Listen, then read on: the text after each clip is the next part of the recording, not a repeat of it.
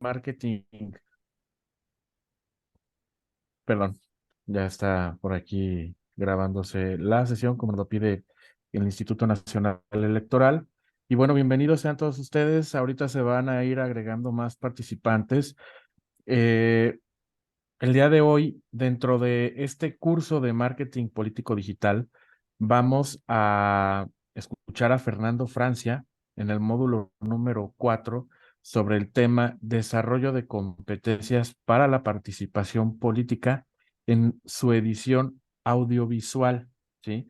Como podemos recordar, esta es la cuarta sesión. La primera fue Manual de redes sociales para aspectos políticos, Mercadotecnia para el uso de información política digital.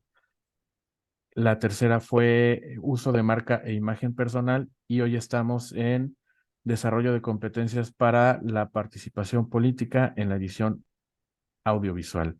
Bienvenidos sean todos ustedes a nombre del Comité Directivo Estatal del Partido Acción Nacional de Querétaro.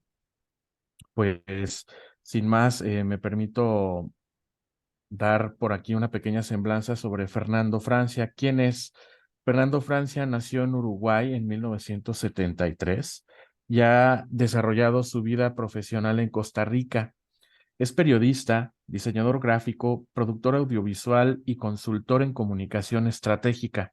Es bachiller en periodismo, licenciado en comunicación de masas y máster en comunicación política. Como periodista ha trabajado en televisión, radio, prensa escrita y web, tanto en medios nacionales como internacionales. Como diseñador gráfico, ha realizado más de un millar de publicaciones de varios países de América Latina y Europa. Como consultor ha desarrollado campañas de diversa índole para movimientos sociales, partidos políticos y organizaciones laborales, así como para organizaciones no gubernamentales. En la actualidad dirige su empresa de comunicación, Cosmovisiones Agencia Social de Comunicación, que ya cumplió 20 años de trabajar y proponer una comunicación centrada en las personas.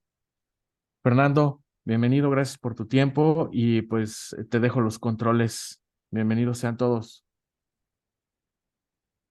Muchas gracias, Abraham, y muchas gracias a quienes hacen posible esta capacitación, al Comité de Querétaro por poner estos temas sobre la mesa, porque pues, la capacitación, la profesionalización de los distintos elementos que componen las estrategias y técnicas de comunicación política, pues siempre son fundamentales y bueno, es un honor para mí poder estar aquí, aportar algo de la experiencia y de lo que he trabajado y estudiado, así que pues contentísimo de estar por acá.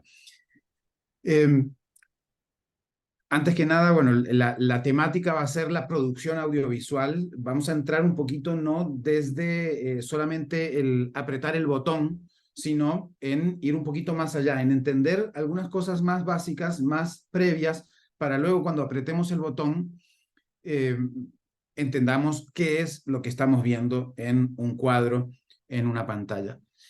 Primero, quería que nos inspiráramos con dos piezas que no son políticas, pero que, vaya, nos cuentan una historia. Vamos a verla. Evening. Evening. Mary met up for you. Yes, please. Have a good evening.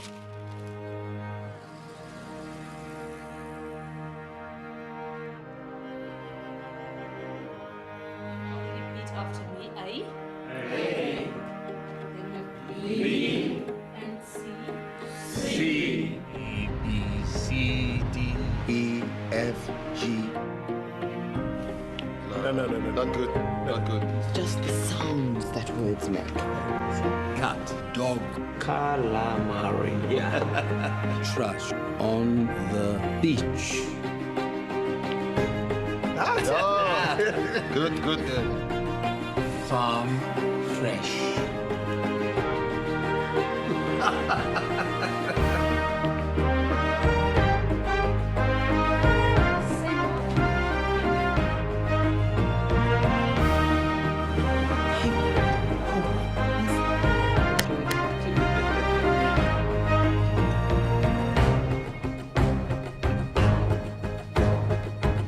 son and I mowed the grass.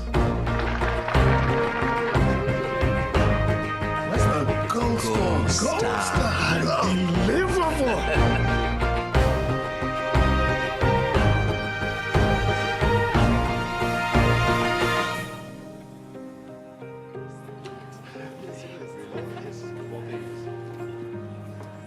Dad, Hey, Thomas, I read your book. you read my book.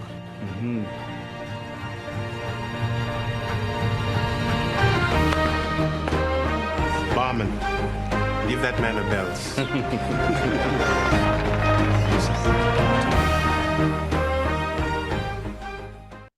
Bueno, no sé si ustedes están a punto de llorar, pero yo varias veces lo sigo viendo y sigo casi que llorando.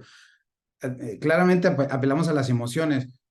Yo no me acuerdo bien la marca de la publicidad. Claramente la publicidad busca asociar una emoción a el whisky que comparten ahí padre e hijo, ¿no? Pero lo que sí sabemos es que hay una historia que se cuenta. Y prácticamente sin palabras, ¿no? Porque es básicamente con imágenes y con acciones, con estar en la escena, no con tratar de resumir qué es lo que pasa en la vida de alguien. Tampoco sabemos que si este señor era muy pobre y nació, quién sabe en qué lugar rural, no nos importa dónde nació, no nos importa dónde vivió, nos importa básicamente que tiene un hijo. Primero no sabemos que es el escritor, que es el hijo, que no sabe leer y luego nos damos cuenta que el hijo escribió un libro y él lo quiere leer. Y entonces, pues aprende a leer y el hijo se sorprende de que leyó el libro. Pero lo que quiero que veamos es que ¿cuánto duró? 1 minuto, ¿no? 2 minutos. En 2 minutos contamos una historia y nos emocionamos. Ahora quisiera que veamos esta otra, y ya después vamos a entrar en contenidos, pero quiero que entremos en cierto mood con este par de propuestas audiovisuales. Vamos a ver entonces esta otra. We have liftoff, and mission is on its way. Engaging now. 10-4, enjoy the view. I could never have imagined it to be this beautiful.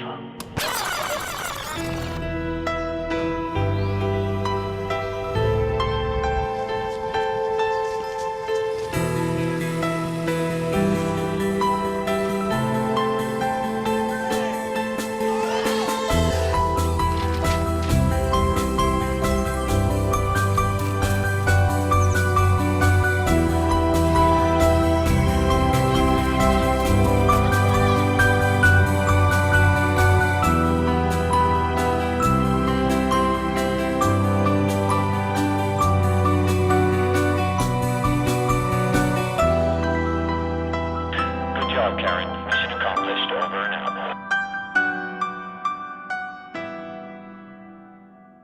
Emocionante.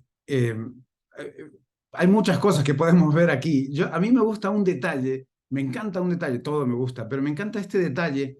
Ella jugando con la naranja en la mano, muestra como una inquietud, como ella está ahí moviendo el mundo, porque ese es el mundo. Ella tiene el mundo en las manos y ella lo está ahí moviendo. Muestra que quiere está nerviosa, está con ganas de hacer algo, ¿no? Y la retrospectiva nos va a decir, porque la vimos al inicio en algo espacial y demás, que pues todo empieza con una maestra que nos da esas ganas de aprender, ese deseo por el conocimiento.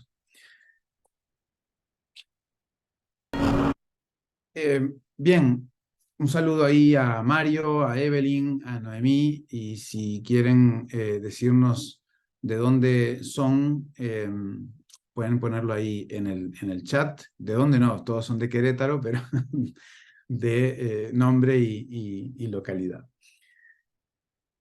Yo siempre parto de esta ecuación, porque, y si alguien ha estado en alguna de las clases de Canvas, hable del tema que hable, pongo esta ecuación, porque la ecuación nos suma los distintos aspectos.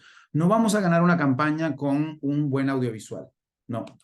Y quizás tengamos el mejor audiovisual y quizás no ganemos la campaña. Pero claro que si somos responsables del audiovisual, vamos a colaborar con lo mejor que tenemos. Pero esta ecuación nos muestra la complejidad, ¿verdad? La comunicación política, representada por el primer iconito, más la comunicación estratégica, ¿no? Por eso está el cuadrado, la comunicación estratégica, por el encuadre, el enmarcado, el framing, que es esta teoría de la comunicación que nos dice que tenemos valores ya intrínsecos en nuestras sociedades que hacen que entendamos una cosa y rechacemos otra cosa, más el relato, la narrativa, el storytelling, a la story doing, es decir, a lo que hacemos. Con la pala identificamos lo que hacemos. Todo eso dividido por los mensajes, porque si tenemos muchos mensajes, diluimos toda la comunicación y nos da un score, un resultado menor, ¿no? Entonces, mientras menor sea el número de mensajes, que no quiere decir el número de piezas, ¿no? La cantidad de piezas de cosas, la cantidad de piezas, la cantidad de cosas que hacemos es lo que eso es un elemento, pero la cantidad de mensajes que queremos posicionar es lo que nos da un mayor número en el resultado final, porque si queremos posicionar 100 mensajes, va a ser complicado que el elector, que el público, que la audiencia los retenga. Si posicionamos 3, 5 mensajes, pues entonces los comunicamos de muy distintas maneras, pero son siempre los mismos mensajes. Entonces, por eso esta ecuación nos sirve siempre como guía de todo lo que tenemos que tener en cuenta. Ahora, la comunicación política puede expresarse de muchas maneras, ¿no? La comunicación de gobierno es una, que debería buscar el consenso, pero últimamente tenemos muchos gobiernos que buscan un disenso para seguir en una campaña electoral. Entonces hacen comunicación electoral dentro de gobierno, pero la comunicación de gobierno debería buscar el consenso porque busca que sus políticas sean aceptadas por la ciudadanía. La comunicación electoral busca más bien la polarización, porque con la polarización se diferencia de las otras ofertas electorales que hay y encuentra entonces un espacio de ser yo contra todos los demás y destacar. Y por supuesto que la comunicación política ciudadana, en realidad, pues como todos sabemos, lo que busca son soluciones para su vida diaria, para su vida cotidiana, y por eso las organizaciones ciudadanas son organizaciones de reivindicación por la limpieza del río, por el ambiente, por la niñez, por la seguridad, ¿verdad? Y a partir de ahí se van organizando y a veces pueden confluir con organizaciones políticas.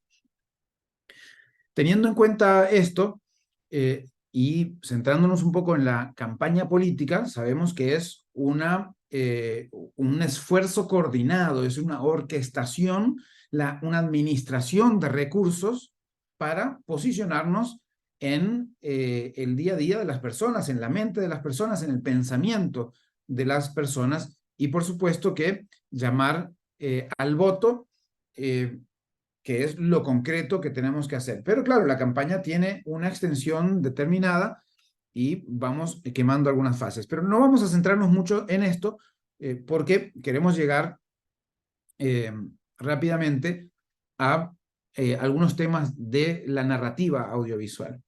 Pero el mensaje tiene que capturar la atención. Entonces, ahí tenemos una primera característica del mensaje que queremos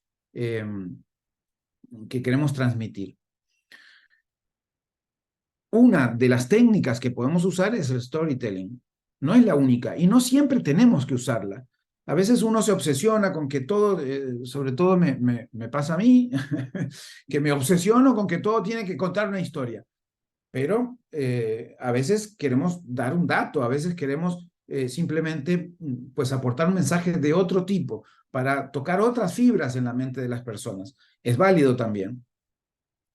Ahora, la técnica del storytelling, finalmente, a veces la gente dice que es una estrategia, pero no, es una técnica que está al servicio de una estrategia. La estrategia está pensada en la globalidad de la campaña y a esa estrategia aportamos con el uso de la técnica del storytelling. Y esto significa la utilización de herramientas narrativas para realizar los mensajes, que pueden ser en audiovisual, pueden ser escritos, pueden ser de muchas maneras. Y hoy, con tanta tecnología de comunicación, tantos canales de comunicación, tenemos que ver cómo la multiplataforma va a servir para esa narrativa. No alcanza con producir un video y ya hicimos la campaña, sino que hay que ver las versiones del video vertical, horizontal, tales canales y, bueno, adaptar lo que mejor sepamos que llega a nuestra audiencia. Y para eso hay que investigar. Yo no voy a profundizar en algo que debería ocuparnos mucho más que una sesión, que es la necesidad de investigación, ¿no? Pero ese es otro tema. Ahora, uno de los centros de la comunicación y uno de los centros de toda historia es el conflicto. Más adelante van a ver cómo esto se asemeja al chisme. Al final, un chisme es una historia. Y a todos nos interesan los chismes, ya vamos a ver eso más adelante. Pero el conflicto es el corazón de la historia y no tenemos que temer al conflicto y no tenemos que rechazar el conflicto, tenemos que abrazar el conflicto. Porque el conflicto es el corazón de la historia. En la narrativa, y ahorita vamos a ver una pequeña elemento de la producción literaria, en la producción literaria, en la producción cinematográfica, si no hay conflicto, no hay historia. ¿Y por qué es esto? Porque si no hay conflicto, no hay interés del público. Es muy difícil atrapar el interés del público si no tenemos un conflicto. Entonces muchas veces mostramos algo y pasa un poco desapercibido porque no hay algo en la historia que detone una necesidad, un deseo, ¿no? El conflicto es el deseo no alcanzado del protagonista de una historia. Y en esos términos hay que abrazar el conflicto, hay que buscar el conflicto en la producción audiovisual, en el relato. Pero además, nos lo ha dicho Teun van Dijk, un sociólogo holandés, pero que trabaja en la Universidad de Pompeu Fabra, en Barcelona, que en el conflicto es donde se descubren las ideologías. Entonces, si nosotros queremos posicionarnos ideológicamente, tenemos que abrazar el conflicto, tenemos que mostrar el conflicto, tenemos que decir, hay un ellos y hay un nosotros. En ese ellos y en ese nosotros está la diferenciación con todas las demás fuerzas políticas, con todas las demás organizaciones con las que nos queremos diferenciar y queremos posicionar nuestro mensaje. Entonces, allí es donde vemos que en todas las preguntas más políticas y más ideológicas, siempre hay un sí, un no. Bueno, y también hay un no me importa, pero con el no me importa no trabajamos porque esos son los que no votan, ¿no? Son los que se quedan en casa. Pero el sí y el no, a todo. Aborto, matrimonio igualitario, valores familiares, en fin, todo hay un sí y un no. Esa es la evidencia del conflicto. Esto no quiere decir que en todo vayamos a bombardear conflicto, pero bien trabajado podemos manejar ese conflicto. ¿Por qué? Porque también es el centro y el corazón de la comunicación. Ponemos atención cuando hay un conflicto. El señor que no sabía leer tiene un conflicto. Está allí, mira, ve un gran letrero en una librería en donde anuncian un libro. Después sabemos que es el libro de su hijo. Entonces ¿cuál es su conflicto? No sé leer para poder apreciar la obra de vida de mi hijo. Es una locura que yo no pueda ver qué es lo que hizo mi hijo, qué es lo que escribió mi hijo. Eso es lo que piensa, ese es el conflicto del personaje. En el video de la maestra, como todo está al revés, se nos presenta no tanto como en forma negativa, porque el conflicto, como dijimos, es el deseo que tiene la protagonista. El deseo de la protagonista, en el caso de la maestra, de la niña, es quiero ser astronauta, quiero estar en el universo. Pero lo vemos al revés, vemos primero cómo solucionó su conflicto y luego nos presenta cuál era su sueño, su deseo, ¿no? Entonces, el conflicto es un deseo no alcanzado. No piense en el conflicto como un pleito. Piense en el conflicto, puede ser un pleito, pero puede ser también un deseo no alcanzado. Al final, el mensaje es la clave. Porque al final el público va a estar en contacto con nosotros por medio del mensaje, en contacto de la producción por medio del mensaje. Si tienen cualquier pregunta, cualquier duda o comentario, pueden hacerla directamente allí en el chat y para que no se queden con esa espinita que luego se nos olvida hacia el final, porque vamos a ir pasando por varios temas. Entonces, en cualquier momento que les surja alguna duda o comentario, pues pueden hacerlo ahí en el chat, que lo tengo abierto. El mensaje es la clave, les decía, porque al final el relato se construye de mensajes y son elementos que van sumando a nuestra estrategia. Son todos los elementos, tienen que ir coordinándose en un relato que tenga un sentido, ¿no?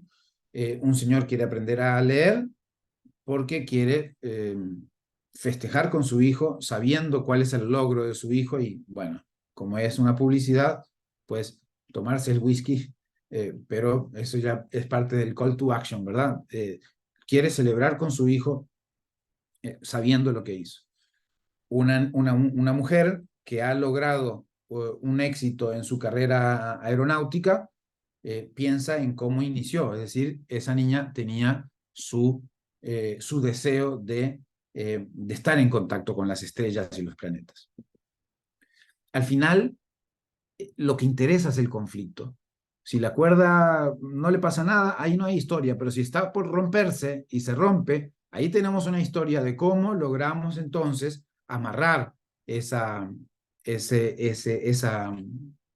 cuerda para que no se rompa o después de que se rompió. Y entonces podemos contar cómo hicimos, cómo pasamos de un estado al otro para solucionar algo. Por eso es que el conflicto es tan importante. Cuando hacemos videos y no tenemos un conflicto, entonces el video es más plano, llama menos la atención. ¿Cómo identificar qué conflicto queremos mostrar? Bueno, por eso hay que trabajar cualquier idea audiovisual. No se vale simplemente agarrar el teléfono y grabar, porque empezamos a grabar sin saber qué. Tenemos que pensar qué queremos grabar antes de grabar, incluso aunque sea algo en vivo. Vamos a ver un ejemplo en donde el conflicto podemos verlo un poco más semántico, menos audiovisual, menos cinematográfico, que no somos no somos Steven Spielberg para estar haciendo ese video tan bonito, ¿verdad? Con nuestro teléfono, pero bueno, por lo menos las bases de eso sí. Ahora, a nivel semántico, a nivel, por ejemplo, de eslogan, podríamos decir un candidato que quiere reelegirse, un partido que quiere reelegirse en el poder, ya sea alcaldía o nacional, puede decir, vamos a hacerlo mejor, podría decir. Pero podemos agregar ahí un cambio semántico para que se lea que vamos a hacer lo mejor, pero que tenga este conflicto de lecturas. Porque cuando lo escuchás, puedes escuchar, vamos a hacerlo mejor. Es decir, vamos a hacerlo mejor que la vez pasada, porque un gobierno nunca satisface 100% a las personas y por lo tanto siempre hay un poco de autocrítica que se puede hacer. Entiendo que nos cuesta a el mundo de la política hacer autocrítica porque a veces muestra debilidad. Pero yo creo que es humana la debilidad y mostrar la debilidad también conecta con las personas. Al final lo que queremos hacer es conectar con las personas. Vamos a hacerlo mejor.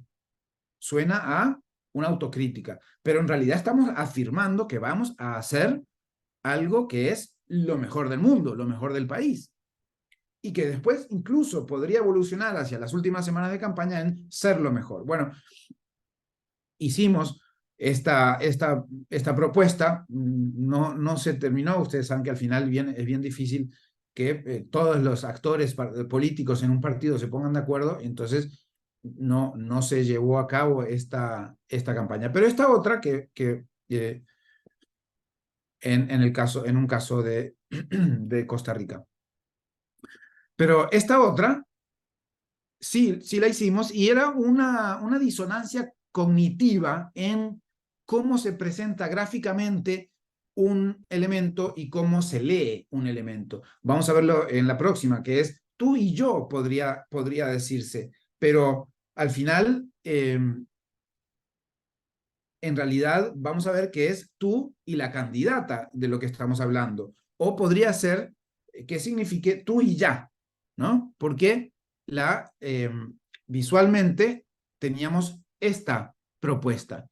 Era tú y yo, o tú y ya. Pero ya, de ya, ahora mismo,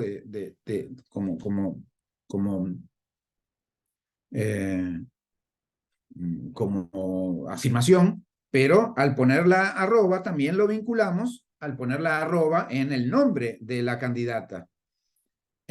Entonces, ahí es donde, si lo leemos, no sabemos si estamos diciendo tú y yo es la candidata que está ahí en la foto, o tú y ya es la afirmación de ya mismo, o ya es Yalil el nombre de la candidata. Entonces, allí trabajamos un poco un conflicto un poquito más visual, un poquito más de lo que entendemos de significados de el objeto de las palabras. Ahora, otro ejemplo que tiene que ver con un conflicto ya no de las palabras, pero sí de qué somos como sociedad. Aún no somos la ciudad que queremos, pero podemos serlo. Entonces, en la afirmación podemos ser, está el conflicto de que como no lo somos ahora, pero podríamos serlo en el futuro. Si votan por mí, sería un poco ¿verdad? Lo que termine esa frase. Entonces, tenemos para un candidato hace unos cuantos años en San José, el San José que podemos ser, que incluye en la propia frase un conflicto de que no somos lo que queremos ser, pero podemos ser, ¿no? Y obviamente eso pues hay que irlo colocándole más sustancia para que pues la frase vaya adquiriendo los sentidos que queremos que adquiera. Al final, como les decía, el mensaje es lo central, porque es lo que está en contacto con la ciudadanía. Y por eso hay que pensar que el mensaje, así como una pieza audiovisual tiene un conflicto, o una historia o un relato tiene un conflicto, el mensaje también lo tiene que tener. Pero ese mensaje nos tiene que ayudar a contar la historia, ¿no? Puede contar una historia de quién eres como candidato, como partido, como organización, o de lo que quieres que suceda. Es decir, puedes contar el futuro también, no solo contar el pasado. Y ahí hay un tema interesantísimo, porque el electorado finalmente, más que le cuentes, quiere que lo escuches. Entonces, cuando hablamos de futuro, tenemos capacidad de escuchar a las personas, de integrar la visión de las personas en lo que vamos a proponer. El mensaje tiene una arquitectura propia y se realiza con fines estratégicos.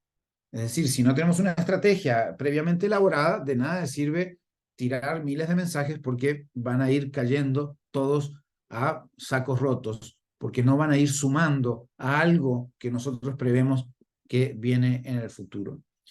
Se construye desde múltiples formas, porque se puede construir desde lo audiovisual, desde lo escrito, desde la comunicación no verbal del candidato, de todos los integrantes del partido y de la organización en sí misma, y pues de todo lo que sucede en el ambiente. finalmente, este mensaje tiene que superar el conflicto, es decir, ese deseo que tenemos tiene que alcanzarse de alguna manera, ya sea en el propio audiovisual, en la propia pieza, en el propio video, o en un plazo en la campaña si logramos comunicar de forma estratégica en un mediano plazo o en el lapso que dure la campaña. Ahora, en el mensaje está lo esencial, pero en cómo transmitimos el mensaje, que vendría a ser la narrativa, pues tenemos que elaborar algunos, tenemos que poder llevar algunos elementos que nos ayuden a ser memorables. Y para eso es donde echo mano a la pregunta que les quiero hacer a ustedes. Yo no voy a preguntar si nos interesa o no nos interesan los chismes, porque yo asumo que a todos nos interesan los chismes. Y yo soy periodista y somos chismosos profesionales los periodistas. Ahora, más allá de darle la connotación negativa o positiva al chisme, en realidad, si quieren poner ahí en el chat por qué creen que realmente nos interesa el chisme. ¿Cuál es el elemento del chisme que hace que sea tan interesante? Los invito a ponerlo ahí. ¿Se animan? Vamos a ver.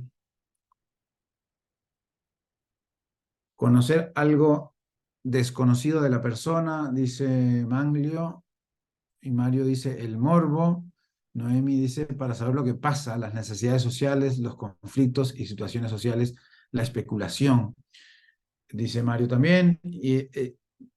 Anda por ahí, por curiosidad. Sí, exacto, Raquel. La curiosidad es lo que nos mueve a decir, estamos viendo una película y queremos seguirla viendo, ¿no? Cuando estamos viendo una serie, esas maratones en Netflix, termina un capítulo, pero queremos seguir viendo el otro capítulo. ¿Por qué? Porque tenemos curiosidad de qué va a pasar, ¿no? Es decir, y ahí vuelvo al conflicto. Hay un conflicto. Digamos, ustedes ponen ahí de lo social los conflictos y las soluciones sociales. En efecto, Noemí, vos pusiste la palabra conflicto incluso. Exactamente, cuando hablamos del chisme vecinal, ¿verdad? El chisme, es que algo pasó, algo le pasó a alguien, ¿no? Y bueno, puede ser un rumor, puede ser algo infundado, ¿verdad? Como suele pasar con los chismes, pero algo le pasó a alguien y eso es lo que nos interesa, el conflicto. Alguien tuvo un accidente, alguien se casó, alguien se divorció, alguien, ¿verdad? Lo que sea. Hay un conflicto, hay algo que quiebra lo monótono del día a día. Y eso mismo pasa con la narrativa, con el relato, con el storytelling. Si no hay algo que quiebre la monotonía de la nada, es decir, de lo normal, no hay historia. Si alguien va caminando y va caminando y va caminando y va caminando y va caminando, ¿qué cuento voy a contar? Pero si alguien va caminando y de repente se tropieza, bueno, ahí empieza a pasar algo y luego él se tiene que levantar. Entonces, en el proceso de caerse y de levantarse, hay una serie de acciones que hay que hacer, ¿no? Puede que vaya al hospital, puede que esté a punto de morir, puede ser que se recupere rápido, puede ser que pasen un montón de cosas. Los posibles escenarios, exactamente, Mario. Es decir, empezamos a ver escenarios. Empezamos a ir por acá, no, por ahí no sirvió, por acá, no, tampoco, por allá, no. Y esas escenas son las que van construyendo un relato, porque sin esas escenas a nadie le interesa. Ahora, en todos lados y desde siempre ha habido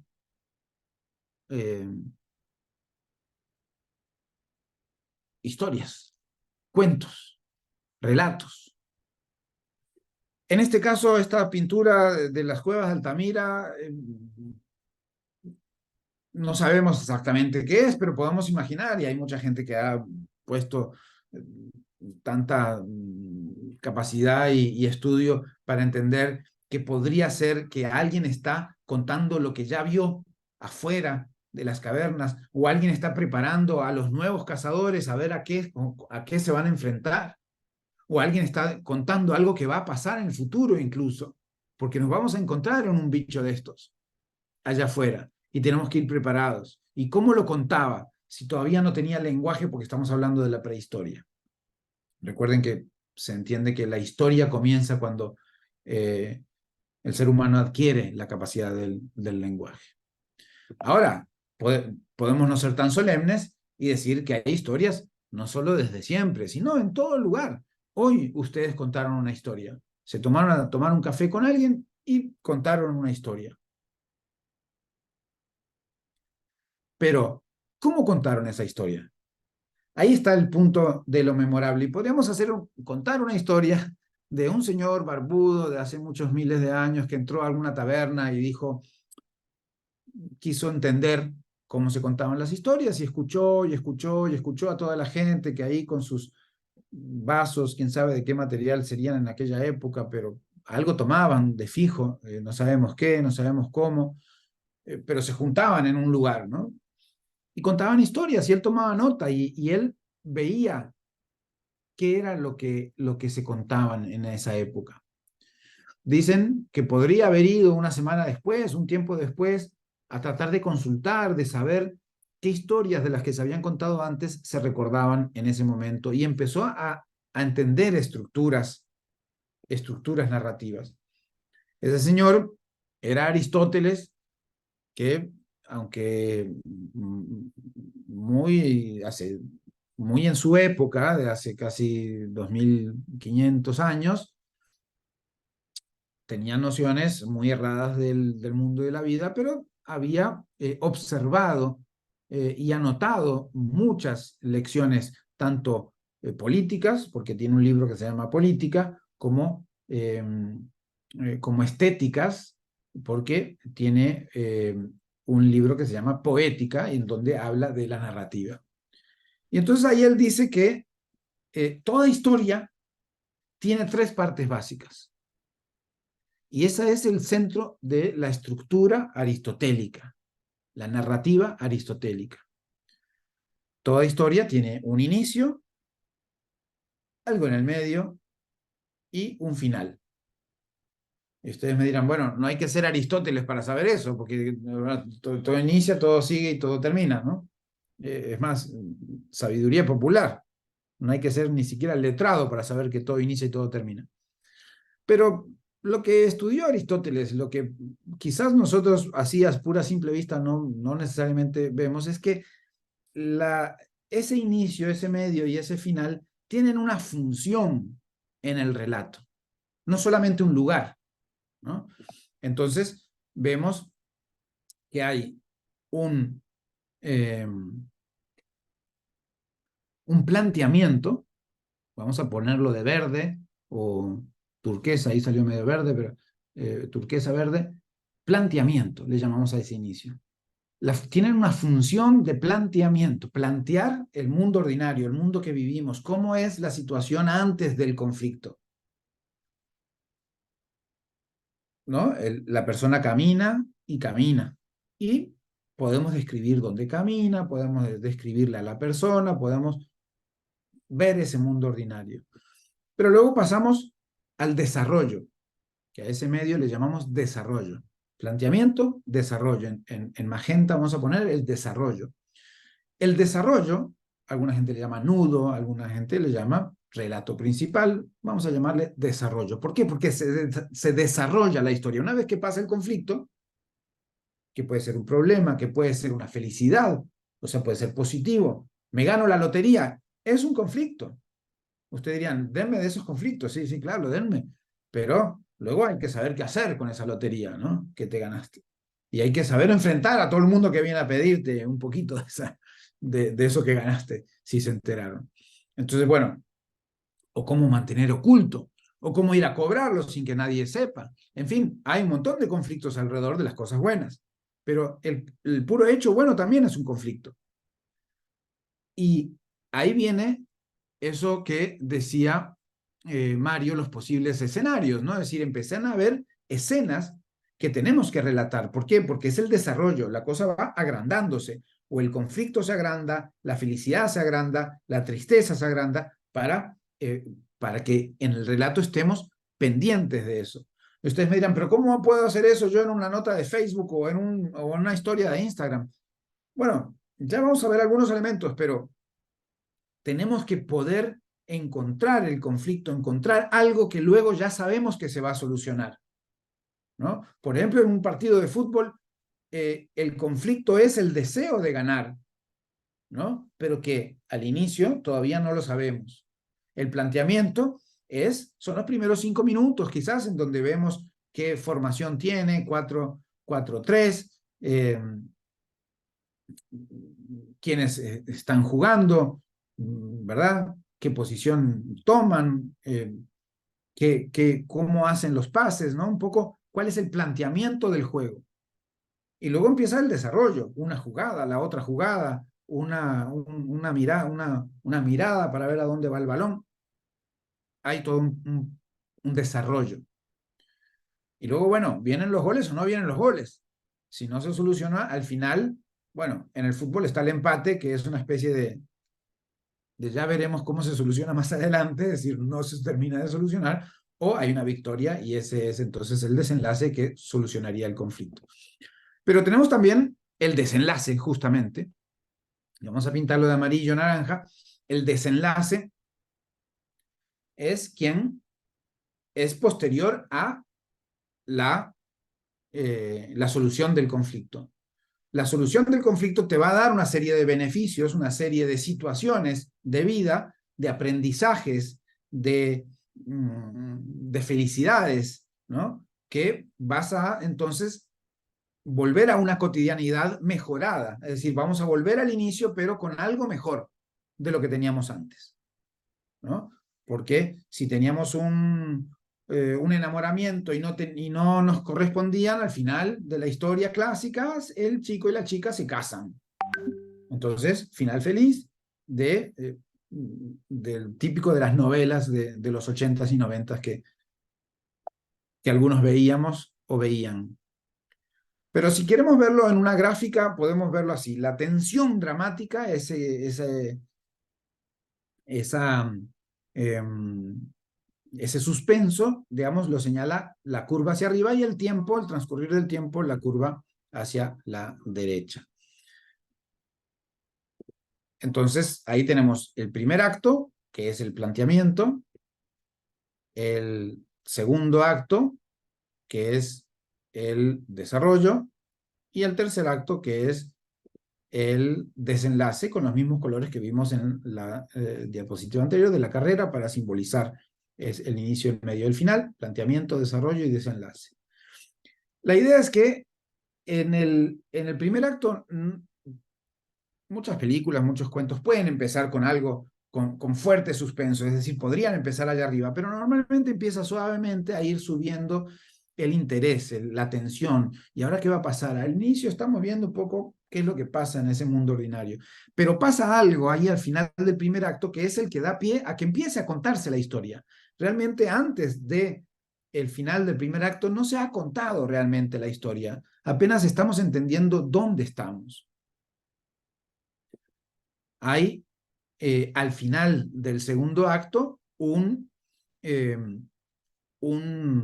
momento, el momento más alto, le llaman clímax en el cine, en la narrativa, y es en donde se soluciona aquel conflicto que se vivió al inicio, ¿no? Entonces, desde que se surge el conflicto hasta que se soluciona, es realmente el transcurrir de nuestro relato, de nuestro audiovisual, de lo que estamos contando. Y el desenlace en las películas largas, en la literatura, es para, pues, plantear cuál es la nueva realidad de los personajes y también, pues, dejar respirar a las personas. para poder pues terminar con tranquilidad, ¿no? Entonces, para resumir, el planteamiento aristotélico es 3 actos. El primer acto de planteamiento, donde hay una presentación de personajes, el mundo en el que viven esos personajes, y ahí, en ese primer acto, se da el punto de giro o conflicto, ¿no? Pero puede ser un texto corto, como se ve, digamos, en el dibujo. En una sola página podemos contar ese cuento. Hay un desarrollo, que es el segundo acto, donde el protagonista enfrenta el problema. Adquiere herramientas para enfrentar el problema, o se topa contra la pared, más y más, o se hunde cada vez más hasta que empieza a solucionarlo, ¿no? Puede ir hacia abajo y hacia arriba en la solución de los problemas, y eso es lo que nos hace interesarnos en el desarrollo, en la historia. Y el desenlace es la aplicación de esos aprendizajes, cómo los aplicamos a la nueva vida cotidiana que hay a partir de ese conflicto solucionado que se dio en la obra. Ahora, no vamos a entrar muy a profundidad, pero hay otras estructuras. A partir de esta estructura básica que se da siempre, y si no se da, no entendemos el cuento, o no nos lleva a ningún lado, o no nos da suficiente interés. Por eso a veces nos pasa, a mí me ha pasado con mis hijos, que me cuentan una historia y no la voy agarrando, porque muchas veces no se centran en contar cuál era el problema y cómo se solucionó, y todo en el medio con interés, ¿no? Van contando un poco picoteado de todo lo que medio se van acordando, y no, ¿verdad? Nos cuesta trabajo seguirles el pulso. Bueno, nos pasa también con colegas y con otras personas que hablan y hablan y hablan, y uno como, ¿no? En Costa Rica se usa un dicho que es para no cansarte con el cuento. Y cuando te dicen para no cansarte con el cuento, ya hace rato te cansaron con el cuento y no fueron para ningún lado. Bueno, para no cansarlos con el cuento, hay otras estructuras narrativas, y esta es una que se llama el viaje del héroe. No vamos a profundizar mucho en ellos, pero el viaje del héroe también tiene sus 3 partes. Ahí vemos los mismos colores que usamos, y el viaje del héroe es una investigación, un trabajo muy profundo que hizo en muchas partes del mundo Joseph Campbell, el primer apellido que vemos ahí arribita. Joseph Campbell en 1949 sacó el libro El héroe de las 1000 caras. Y lo que él dice es que todos los mitos, todas las historias, todos los relatos fundantes de las culturas, las religiones, las naciones, todo lo que, ya sean los indios americanos, los Sioux, los indígenas australianos de Sudamérica, él estudió en Paraguay, en Australia, en Estados Unidos, en Europa, en África. Todos los relatos tienen la misma estructura de 12 pasos, en donde hay un mundo ordinario, que es el mismo planteamiento, que es, bueno, lo normal, lo cotidiano, pero hay un llamado a la aventura y hay un rechazo al llamado normalmente. Puede en algún paso saltarse, pero la estructura funciona. No solo funciona cuando la usás para aplicar un relato, sino que funciona cuando la vemos en distintas obras. El Mago de Oz, por ejemplo. El Mago de Oz se publicó en 1900, 50 años antes que los trabajos de Joseph Campbell. Pero, ¿cómo es posible que entonces siga la estructura que Campbell nos dice? Bueno, muy sencillo, porque en realidad Campbell no inventa la estructura.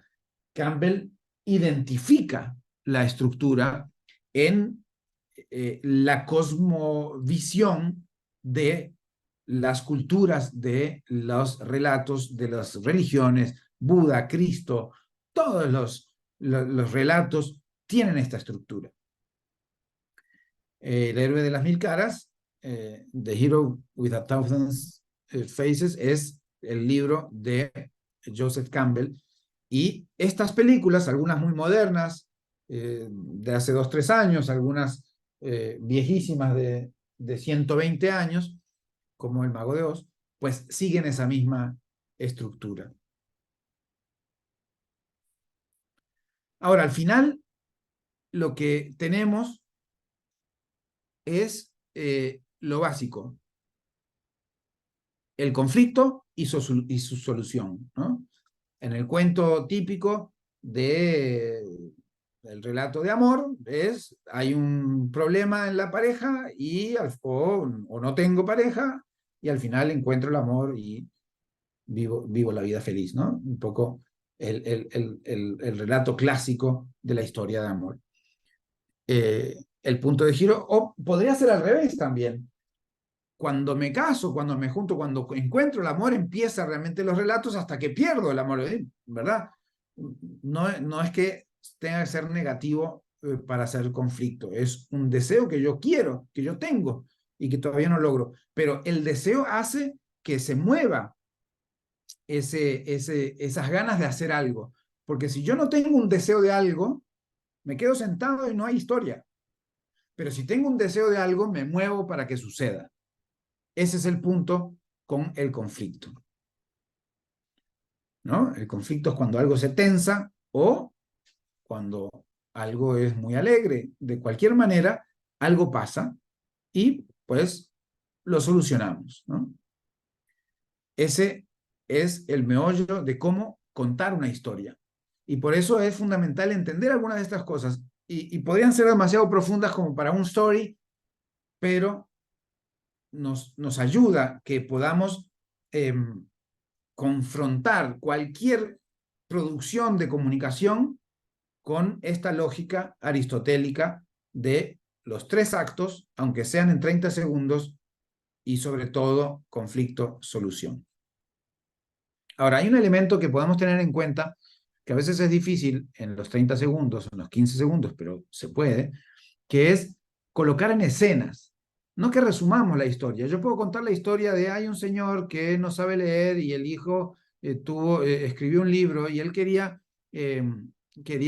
pues leer el libro del hijo, y entonces aprendió a leer y al final pudo leerlo y fue a saludar al hijo. No hay emoción ninguna, nadie lloró, nadie hizo nada, nadie se inmutó con lo que acabo de contar. Y es lo mismo que pasó en la primera historia, pero la historia nos colocó en la escena, nos colocó en la satisfacción plena de un señor mayor que le dan una estrellita de oro en un papel, que no significa nada más que la enorme satisfacción que él siente porque algo está avanzando en él. Entonces, la idea es que situemos a la gente en una escena, en un lugar, aunque lo estemos mostrando con la cámara o la estemos contando con nuestras palabras, pero que podamos llegar a colocar la situación en la mente de las personas. Un resumen podría ser: hoy me levanté, me alisté para trabajar, luego desayuné como todos los días, ¿verdad? Ahí contamos una historia bien resumida, pero las escenas nos van a profundizar, ¿no? Al levantarme, lo primero que hago es ver el teléfono. Quiero saber si alguien me habló durante la noche o temprano en la mañana. Miro la pantalla, la luz azul, nada. No sé si es bueno o malo, pero nada nuevo en el chat. Bueno, ahí hay un textito que nos coloca en la escena, alguien levantándose, agarra el teléfono, mira, no sabe muy bien qué pasa, ¿verdad? Y eso se decía en medio renglón de los resúmenes, pero ya tiene un poquito más de sentido de que estamos ahí en el lugar. Es decir, a partir de los resúmenes, si colocamos acciones más específicas, si colocamos descripciones y colocamos diálogos o pensamientos o monólogos, podemos hacer crecer ese resumen y convertirlo en una escena. Y lo podemos hacer muchas veces, no solo una vez. Entonces hay una acción muy específica que es tomar el teléfono, abrir los ojos, describimos cómo es la luz de la mañana, cómo me siento al despertar. Hay muchas cosas que podemos ir describiendo en vez de simplemente decir me levanté, ¿no? Y luego en el siguiente resumen, el siguiente punto del resumen, bueno, podemos hacer otras acciones más específicas también. Entonces, desayuné es una acción general, pero al colocar la mantequilla sobre la tostada, el crujir de la tostada me da una sensación. Bueno, ahí podemos empezar a sentir el aroma del café, a sentir, ¿verdad? Y ahí hay acciones más específicas. Pasar la mantequilla sobre la tostada es una acción más específica de la acción general que desayuné. Con las acciones generamos esa conexión con las personas, con la audiencia. Generamos que se interesen, que quieran saber un poco más. Por eso el mismo gráfico que teníamos antes, vamos rapidito por ahí, partido en escenas, se ve un poco más así, ya no es una cosa lineal de menos a más, sino que a veces sube un poquito, hay más emoción, más tensión, menos tensión, según lo que va pasando en las escenas. Entonces tenemos allí un relato principal que se da en el desarrollo y tenemos un par de escenas. Normalmente cuando vemos una serie de Netflix de esas que duran 40 minutos, una hora, tienen 14 a 20 y pico de escenas. Ahorita vamos a ver escena que es, si nos da un poco el tiempo, yo creo que vamos más o menos bien. Pero al final el relato es una cadena de hechos que dan vida a la historia. Y si no mostramos la cadena de hechos, no estamos enganchando con la ciudadanía. Ahora, desde el punto de vista de la crítica literaria, se habla del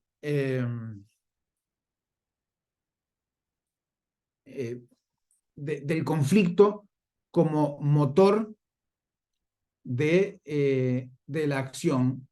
Y esto que vemos ahí se conoce como el esquema actancial. Esquema actancial. El esquema actancial es el esquema que nos permite entender cómo actúan los sujetos en una narrativa. Esto no es tan importante que lo sepamos al pie de la letra. Podríamos leer docenas de libros de Julius Greimas, de un montón de lingüistas y de críticos literarios.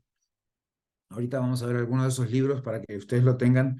Vamos a ver esos títulos para que sepan y puedan profundizar más adelante, por supuesto, pero ahí vamos a ver rápidamente seis personajes o 6 fuerzas que compiten en la narrativa. Esto nos sirve para analizar la narrativa, pero también para, si nosotros estamos escribiendo una narrativa o una historia, que nos sirve para ver si los sujetos y las acciones, las fuerzas que están dentro del relato están bien proporcionadas y existen estas funciones que vemos ahí. El sujeto es pues el protagonista que quiere alcanzar un objeto.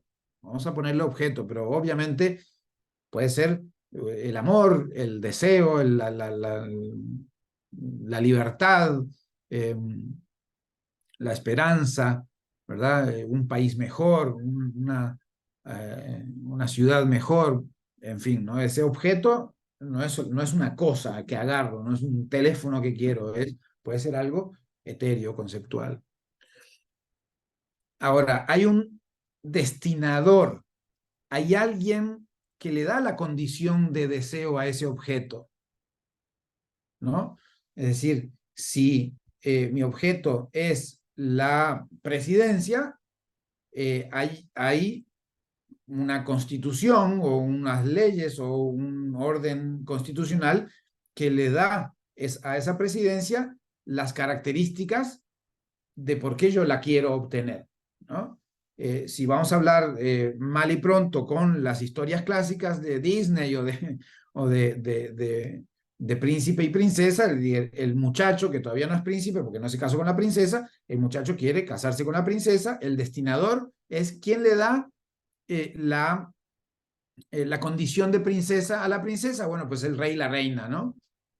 Porque la hija de ellas es princesa por ser hija de ellas. Estoy planteando un cuento, una situación de un cuento clásico que no necesariamente va con nosotros, pero eso es lo que pasa, porque entonces hay un destinador, hay alguien que le da la condición de deseable a eso que yo quiero. pero también hay un destinatario, es decir, hay alguien que se beneficia si yo obtengo lo que quiero, que puede ser yo mismo, ¿no? Si quiero comerme un chocolate, me lo como, y bueno, de cómo hice para conseguir ese chocolate, pues es todo el relato. ¿Quién le dio la condición de chocolate? Bueno, pues el propio sabor del chocolate. ¿Y quién es el destinatario? Yo mismo que me beneficio. Pero en el caso de obtener la presidencia, vamos a decir que el destinatario es el pueblo que va a tener mejores condiciones, ¿verdad? Porque vamos a hacer las cosas bien en el gobierno. Entonces, hay un destinador, hay un destinatario. Pero luego hay fuerzas encontradas. Hay un opositor que no quiere que yo logre lo que yo quiero lograr, y hay alguien que nos ayuda, ¿no? Que normalmente es un mentor, que es un personaje que nos da ciertas herramientas, ciertas habilidades para poder seguir adelante con nuestra cruzada, con nuestro conseguir el deseo. Bueno, así funcionan las historias. Esto sirve para analizar las historias, esto sirve para la crítica literaria, pero yo lo traigo acá porque nos sirve también para entender que es bueno meter un opositor, porque dinamiza. No necesariamente hay que hablar de él, pero que exista, porque eso hace que no sea tan fácil conseguir lo que yo quiero o lo que yo quería en mi historia pasada. Vamos a ver unos ejemplos más adelante de esto también. Bien, veamos algunos de cómo es el storytelling en una campaña. Bueno, antes que nada, ¿qué es una historia? Es cómo y por qué cambia una vida. ¿Y qué es la política? Pues cambiar vidas para la felicidad, para vivir bien, para que el pueblo, para que el país viva bien.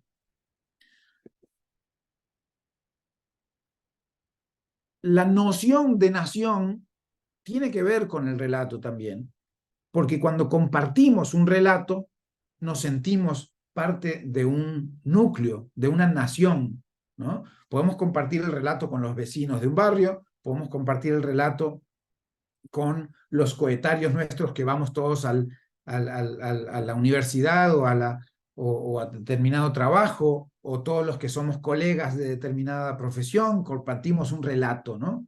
Somos doctores, compartimos el relato que salvamos vidas, ¿no? Somos periodistas, compartimos el relato de que somos chismosos. Bueno, algunos no lo quieren compartir, pero es la verdad. Si, ¿verdad? Compartimos un relato si somos de algún grupo. Si somos de un partido político, compartimos un relato, ¿no? Por eso es que es importante dominar el relato, porque si nosotros instalamos el relato, instalamos también la visión de mundo que tienen las personas. Por eso es importante que nosotros podamos explicar qué es lo que pasa con nuestro país, por qué está mal si no estamos en el gobierno, o por qué está bien si estamos en el gobierno. Y explicar eso a las personas para que entiendan y puedan entonces ir a la acción en la forma en que nosotros queremos que vayan a la acción. Storytelling de campañas hay muchos tipos. El storytelling personal, ¿no? Cuento un pedazo de vida del candidato. El storytelling de partido o de grupo, ¿no? Era un grupo que quería determinada cosa y entonces se organizó y logró esto, pero luego, ¿verdad? Storytelling de país, ¿no? Nosotros hemos sufrido tanto porque no hemos podido sacarnos de encima a esos políticos que... O el storytelling de país puede ser hacia lo negativo, si está todo mal y no estamos en gobierno, o hacia lo positivo, si estamos bien. Vamos a ver incluso unos ejemplos, un ejemplo súper clásico, lo tengo para el final, a ver si nos da el tiempo, para ver cómo cuando estamos en gobierno también tenemos que instalar el relato. Storytelling de cambios, incluso storytelling de fracaso. Son importantísimos los storytelling de fracaso, porque el fracaso también nos forja como candidatos y como grupos. Y luego podemos un poco de esperanza con país, un poco de personal con esperanza, un poco de cambios con país, en fin, ¿verdad? Hacer un poco de mixto. Al final la campaña es una historia. Es decir, los 3 meses de campaña o el tiempo que estemos en la campaña o fuera de campaña, los meses de construcción de partido, de construcción de formación organizativa, también no es la campaña política en sí que se fiscaliza, pero es un espacio de trabajo también. pues podemos tenerla como una historia. Y por ejemplo, aquel viaje del héroe que veíamos antes, podemos convertirlo en la campaña de nuestro candidato, ¿no? Entonces, el mundo ordinario es el análisis de coyuntura o el contexto en donde situamos nuestra campaña. El llamado a la esperanza puede ser la presentación del candidato. El rechazo a la llamada puede ser la elección interna, donde puede haber dudas de que si ganamos o no ganamos, pero al final sí vamos a ganar. El encuentro con el mentor puede ser algo,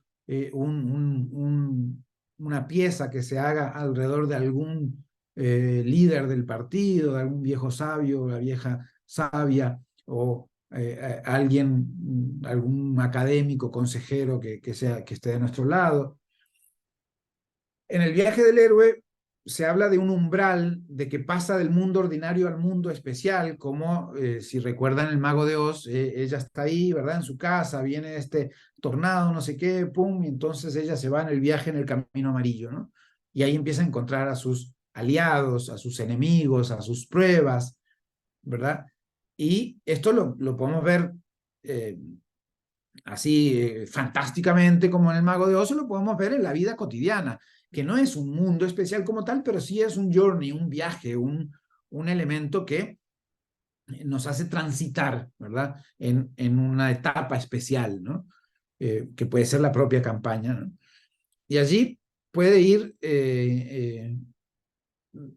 sumándose alianzas, podemos sacar opositores, ¿no? Y mostrar cómo tales opositores se han opuesto a nuestras políticas, a nuestras ideas. Y la historia, la idea central del viaje del héroe es que todo no es sencillo, que no todo es hacia arriba, que también hay caídas, hay elementos que pareciera que estamos muriendo prácticamente, simbólicamente, que estamos en la caverna más profunda, dice ahí en el número 7, es decir, estamos en un lugar donde no hay salida, y de repente algo pasa y sí sobrevivimos, y sí hay salida, y sí lo logramos. Tiene que haber esos puntos de inflexión. ¿Para qué? Para que haya momentos en donde la audiencia, la ciudadanía, piense que, bueno, se cuestione para dónde ir, cómo hacer, y para ver a nuestro héroe solucionando los grandes problemas. Bueno, dije que no iba a profundizar en eso, no voy a describir todo, pero se puede. Ahorita les voy a pasar algunos libros en donde se puede profundizar, o por supuesto con búsquedas en internet. Ahora, el storytelling puede estar presente hasta en una presentación de PowerPoint. Puede haber un gancho, podemos proponer algo importante, podemos mostrar un desafío, podemos mostrar el deseo, mostrar cómo solucionarlo y finalmente establecer una solución. Esto, ¿verdad? Cómo se presenta una idea ante un público puede ir teniendo esos momentos de crecer de tensión, crecer de suspenso en una presentación de PowerPoint. Lo importante es que hay algunos pasos básicos para la producción, la realización de una historia, sea escrita, audiovisual, de la manera que sea, o un relato personal, ¿no? Primero investigar a quién y sobre qué le estamos hablando. Tenemos que saber quién es nuestro público, qué quiere, cuáles son las aspiraciones del público para poder conectar. Tenemos que elegir un pedacito de historia, no necesariamente, ya vimos al señor que no sabía leer y escribir, no nos interesó dónde nació, no nos interesó ni siquiera quién era su esposa, ni cuántos hijos tiene, no nos interesa nada más que lo esencial para contar la historia, porque si no nos vamos por las ramas y no transmitimos el mensaje central. Hay un mensaje central que es: quiero conectar con mi hijo porque escribió un libro y yo no sé leer. Entonces hay que elegir el pedacito de historia que contar. Puede ser más largo o más corto, pero puede ser incluso 10 segundos y contamos una historia en un libro de 10 segundos.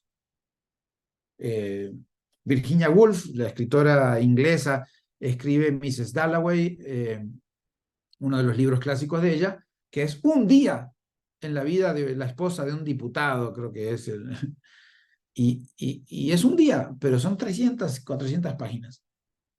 Habla de un día. Claro, mete recuerdos, mete un montón de elementos que nos lleva para atrás y para adelante en la vida de esa señora, pero básicamente lo que transcurre de historia, desde el inicio hasta el final del libro, es un día en la vida de esta señora.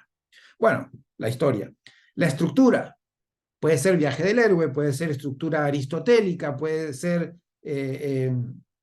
muchos distintos modelos, lo que llaman el modelo Pixar, que es muy similar, el modelo de Netflix, que es muy similar.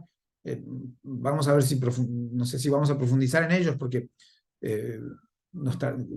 sería otra conversación, otra clase.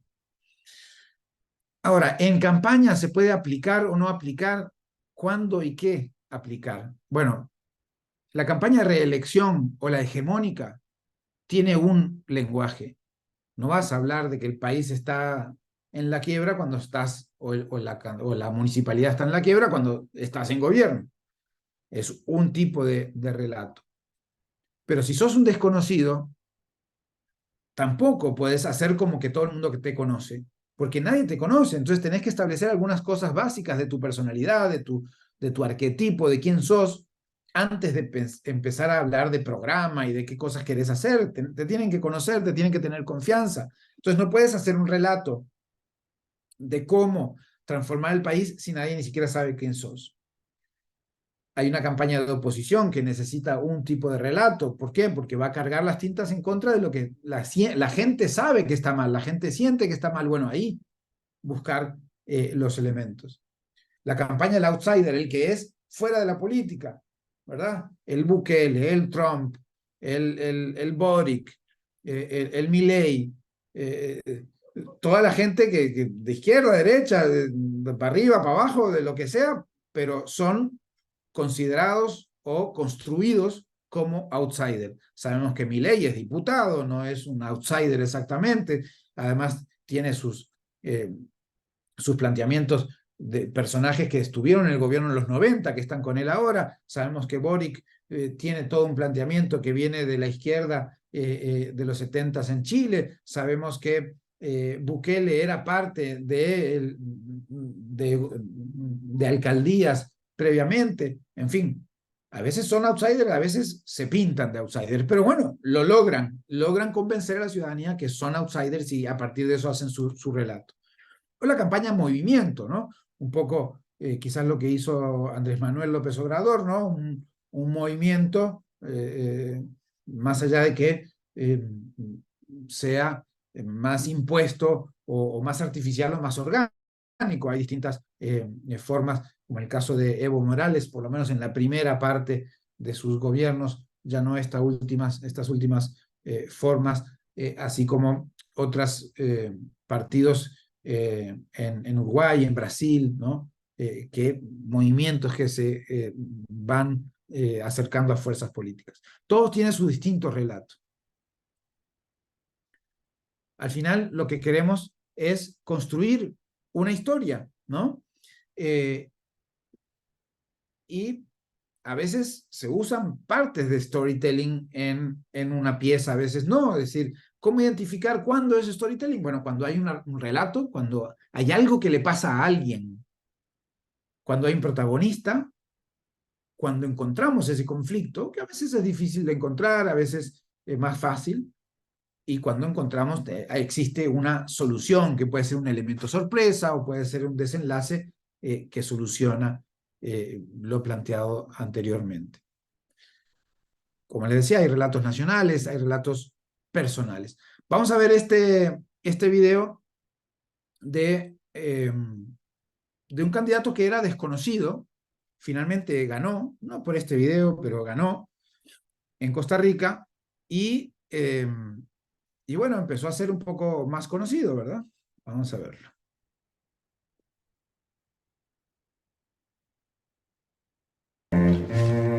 Hola, mi nombre es Luis Guillermo Solís y quiero que me conozca. Este soy yo, esta es mi familia y este es papá. Este es mi trabajo y ellos mis alumnos. Tengo un solo carro, un reloj, 4 trajes que me quedan y no necesito más. Este país me dio muchas oportunidades y creo que el país también merece una oportunidad. Soy Luis Guillermo Solís. Quiero que me conozca y me ayude a rescatar a Costa Rica.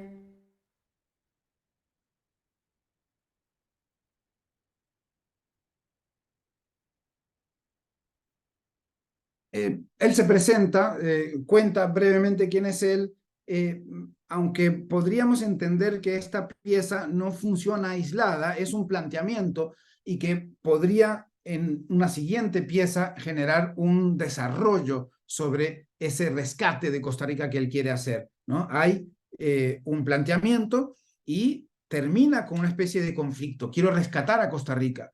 Entonces tiene que venir una segunda parte del desarrollo de qué es lo que va a hacer. Pero funciona como el desconocido, ¿no? Un relato de alguien que no es muy conocido, es austero, es clase media, es una persona como vos y yo que de repente está en la política, pero tiene esa construcción de hombre sabio porque es docente, no es, digamos, viejo, pero sí, pues, con experiencia, ¿verdad? Entonces, de alguna manera, tiene ahí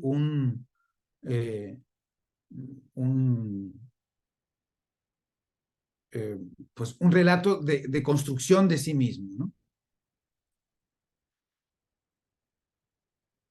Vamos a ver ahora el siguiente, en donde un candidato todavía más desconocido, que no ganó la elección, pero que instaló un arquetipo de sí mismo.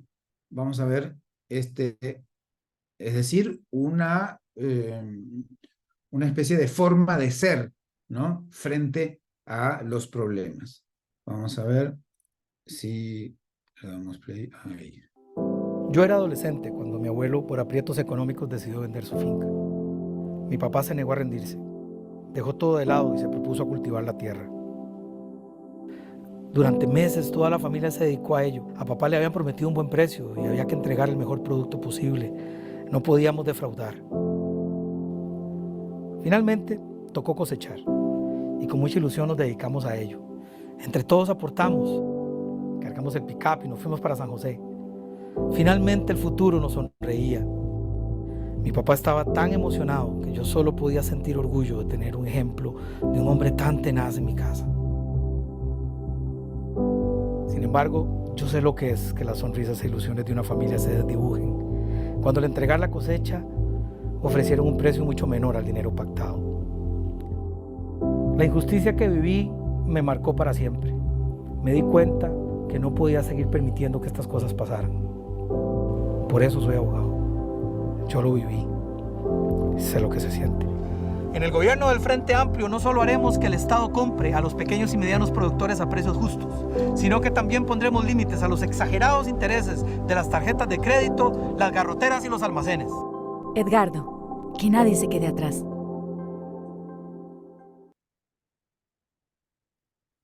Esta es una pieza en donde lo que vimos ahí es a un candidato que cuenta un pedacito de su historia. No necesariamente habla de sus papás, que una era educadora, la otra era campesino. Bueno, sí muestra su vida, pero no vemos dónde nació, pero lo vemos de niño. Pero solo lo vemos de niño, de adolescente, un poco ficcionado, obviamente es un actor, pero vemos el elemento del conflicto que es, tengo la ilusión de que vamos a vender esta producción, pero no nos pagan lo que se esperaba. Y él dice por ahí, por eso soy abogado, yo lo viví. Podríamos decir, por eso quiero ser presidente para cambiar esto. Bueno, se puede ajustar un texto, un detalle, digamos, pero básicamente lo que pasa es que él se constituye como un justiciero hacia los campesinos, la ruralidad, los que menos tienen, en fin, ¿no? Ahora, no siempre alcanza a hablar del candidato, ¿verdad? Hay que hablar de la gente, hay que hablar de... en ese caso, ellos tenían que presentarse porque eran desconocidos, pero también se puede hacer storytelling de las personas. ¿Por qué? Porque así lo hacemos más participativo, porque así incluimos a otras personas y podemos hacer historias de gente que tiene ciertas necesidades y que si somos gobierno, pues se solucionaron, o si no somos gobierno, no se solucionaron, pero hay una esperanza, ¿verdad? Entonces, no siempre tenemos que vernos el ombligo como organización, sino que también podemos ver hacia el otro lado y contar historias que enganchen más, porque van a reflejar a las personas que finalmente son nuestra audiencia, ¿no? Ahora, no siempre hay que hacer todo con storytelling, le decía al inicio, ¿verdad?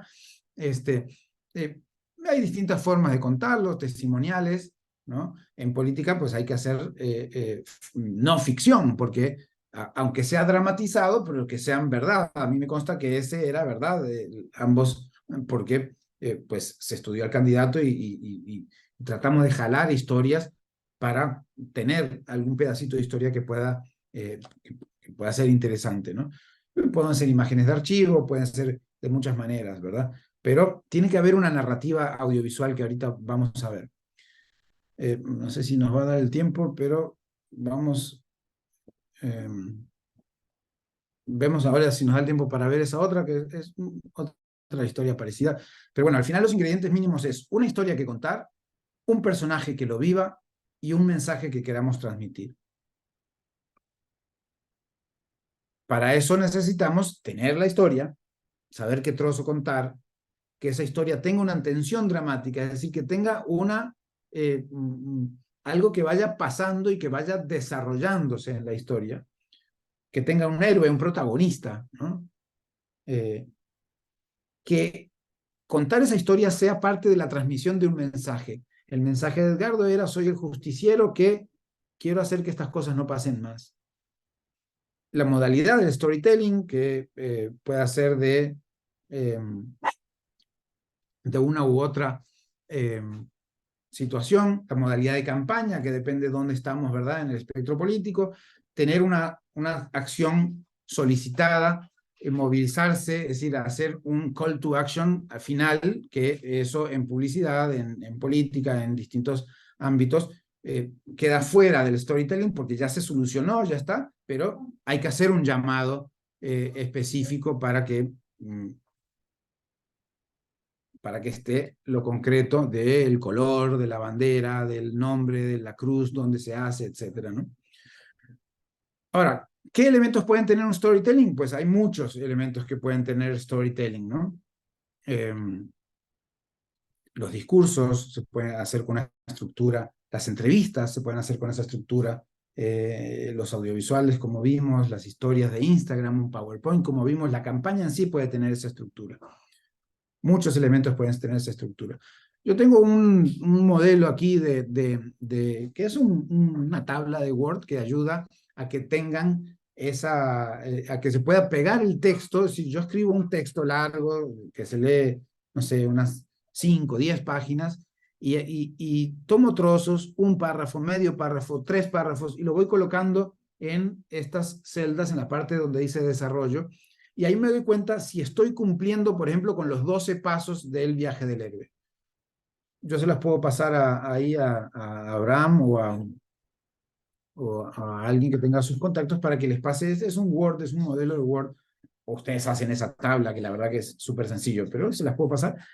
Y eso nos ayuda a analizar si quiero, si tengo una historia y digo, bueno, esta parece que la estructura viene bien el viaje del héroe. Bueno, entonces la disecciono, pongo parte por parte a dónde va y me doy cuenta que me falta, qué sé yo, la travesía del umbral, ¿no? Entonces busco a ver cómo puedo conseguir material para ilustrar esa parte. Entonces ahí es una técnica, digamos, que me puede ayudar. Bien, para profundizar sobre todos estos temas, obviamente Aristóteles, pero no les recomiendo leer Aristóteles, o sea, sí les recomiendo, pero no. Lo que conviene es leer a quienes analizan Aristóteles, pero bueno, ahí está el libro de él. Javier Ruiz Collante, muy buen libro sobre la construcción del relato político. Orlando D'Adamo y Virginia García, dos investigadores muy prolíficos en la comunicación política, en los spots políticos, en cómo hacer storytelling, en las narrativas. Son argentinos. Javier Ruiz es español. Antonio Núñez habla más del storytelling como herramienta de comunicación empresarial, es español. Cristian Salmón es francés, creo, ahora no me acuerdo, habla sobre la máquina de fabricar historias y, ¿no? Entonces, cómo utilizar la técnica del storytelling. Y Carlos Salas, que habla sobre la escritura mágica y da algunas técnicas de storytelling. Hay muchísimo más, por supuesto, sobre este tema para profundizar. Ahí Abraham tiene esta presentación y si hay alguna lámina que ustedes quieran ver de nuevo, pues pueden consultarla. Bien, hay algunas técnicas y ya con esto vamos a ir cerrando. Hay algunas técnicas para contar historias. Primero, que con el teléfono podemos hacer mucho, ¿no? Muchas veces es más importante nuestra mirada que la tecnología. Es decir, la tecnología nos va a facilitar a hacer las cosas que queremos hacer, pero la tecnología no nos va a decir qué hacer.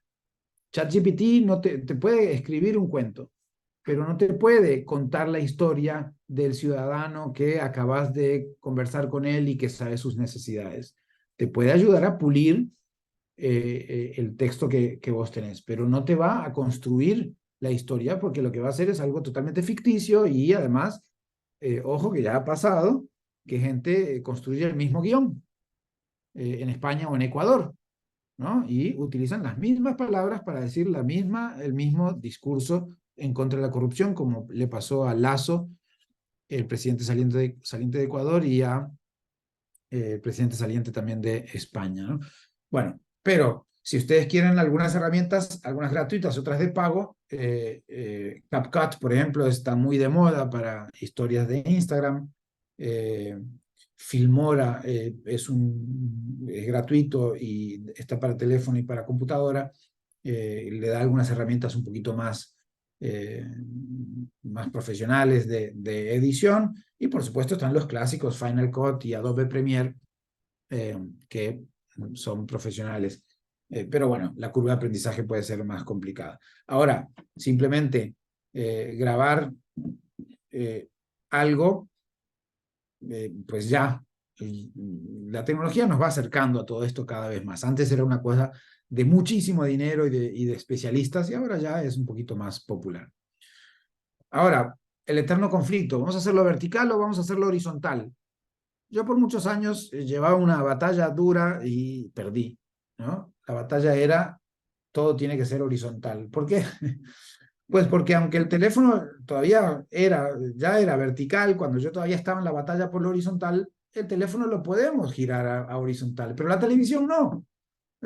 La televisión no, ¿verdad? O sea, la computadora casi nunca va a ser, hay pantallas verticales, lo usan mucho los programadores porque ellos tienen una lista de programación larga, entonces le funciona.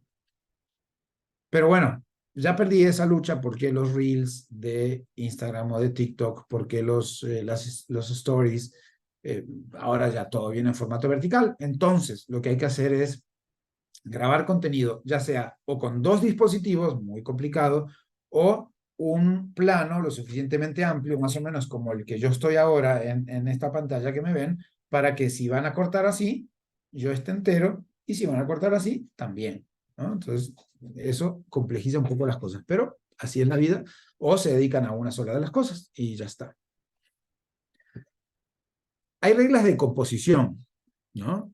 Hay reglas muy básicas. Todo esto se puede profundizar, y nos llevaría horas profundizar aquí, pero el encuadre, ¿por qué el encuadre horizontal es más abarcativo? Porque en el encuadre horizontal ustedes pueden ver un poquito del contexto.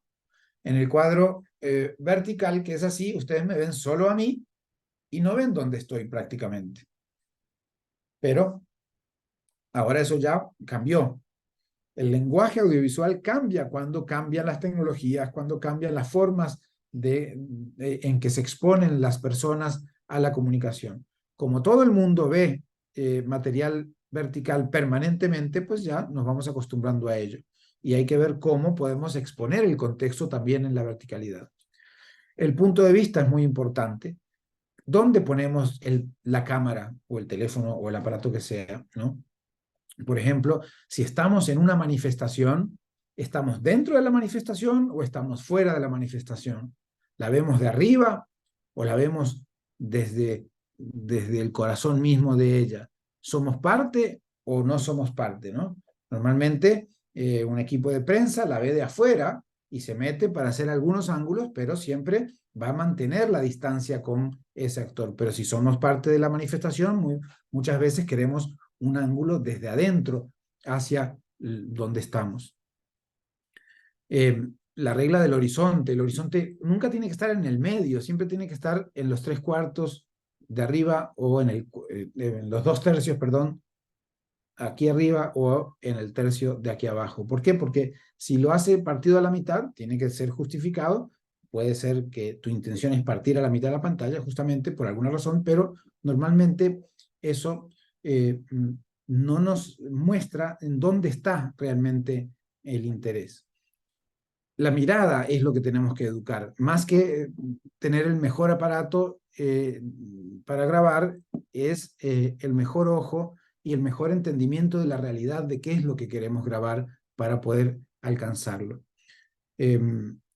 Está la regla de los tercios, dividir en 9 la pantalla, es decir, dividimos aquí y dividimos aquí, y tenemos tercios horizontales y tercios verticales, y colocar los elementos más atractivos o más de mayor interés en alguno de esos vértices en los tercios. Por ejemplo, mi rostro está en uno de esos tercios aquí o está en uno de esos tercios aquí. Normalmente cuando usted ve en una entrevista, si yo estoy viendo al periodista allí, el encuadre es este, ¿no? Estoy en un tercio y hay espacio para acá, pero no es este, en donde hay un espacio a mi espalda, porque entonces me estoy como saliendo de la imagen, a menos que ustedes quieran transmitir eso.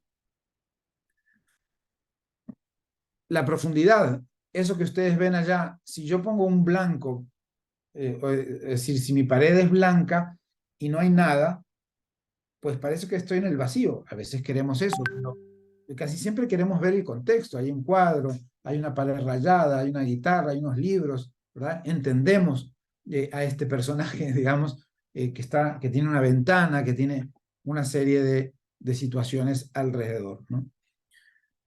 La profundidad es que puede ser mucho mayor al aire libre, ¿verdad? Aquí pues tenemos unas paredes más o menos cerca, entonces no hay tanta profundidad.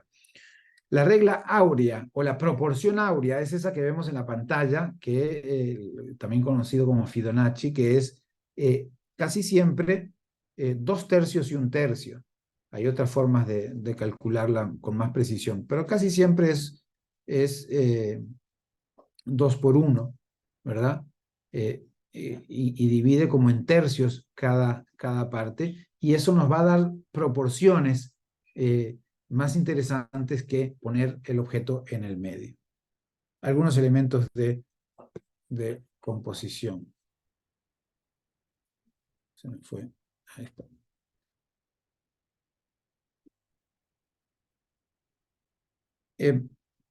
Hay un elemento que llamamos la narrativa audiovisual. El texto cuenta un cuento, pero lo visual cuenta otro cuento, que tienen que coincidir, que tienen que ir en paralelo o que tienen que sumar uno al otro, que tienen que ir de la mano, pero no necesariamente tienen que repetirse. Si yo digo,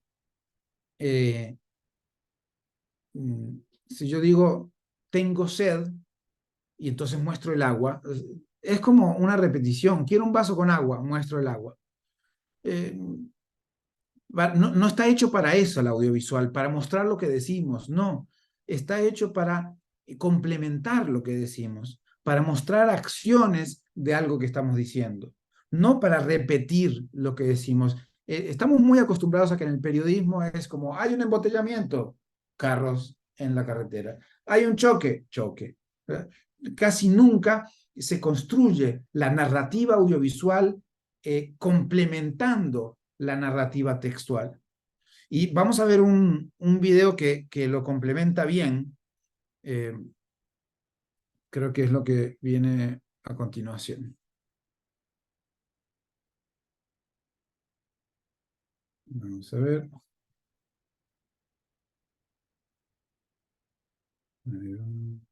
Ahí. Right now, New York is experiencing 3 concurrent crises. crisis of health with COVID-19, the economic crisis of mass unemployment, and the crisis of racism in our systems of law enforcement. The crisis in New York reaching a critical mass. All three of these crises has something crucial in common. They haven't presented us new problems, but they've set on fire existing ones. But what if these broken systems weren't built to last in the first place? What if a better world is possible? These are systemic problems, and I'm proud to have been fighting for systemic solutions, like Medicare for all, a federal jobs guarantee, and the end to mass incarceration. Today is a big day for people who have been left behind. People are coming together in an unprecedented movement to build this better future and a better world. And whether it's delivering thousands of groceries to our neighbors, introducing transformative legislation, or standing up to corrupt interests in Washington, it has been the honor of my life to fight for the Bronx and Queens in the halls of Congress. And we're just getting started. It's time to bring the movement to the vote. And that's why I'm asking for your vote on June 23rd.